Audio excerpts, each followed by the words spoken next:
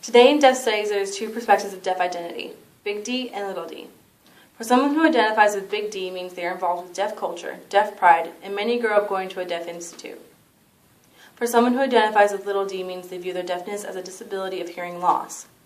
They usually speak and maybe go to an oral school growing up. Today with technology, the divide between these two groups are more noticeable. The big D group and the little d group. Before there was only deaf institutes and hearing schools, and neither of them socialized with one another. It was easier to separate the two groups. But now, with more technology and the internet, there is more interaction. Now we notice the similarities with each other, but also our differences. That means if I was deaf and another person was deaf, we're similar, but my idea of deaf isn't the same as theirs. That makes me want to separate myself from them, saying, I'm big D, you're little d. I'm little d, you're big D, to make space between us. The divide between big D and little d causes a lot of problems for the deaf community. I may not fit in with big D or little d. If so, where do I stand?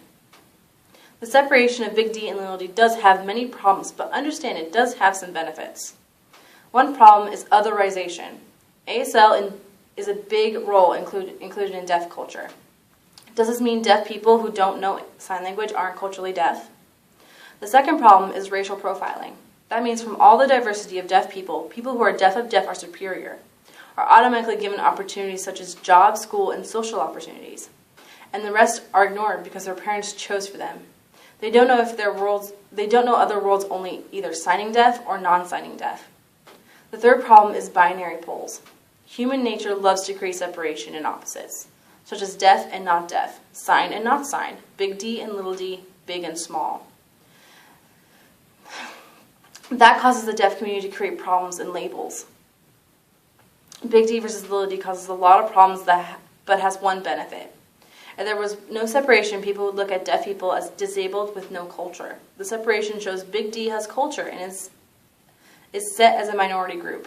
This shows that deaf people can be successful without an implant or speech.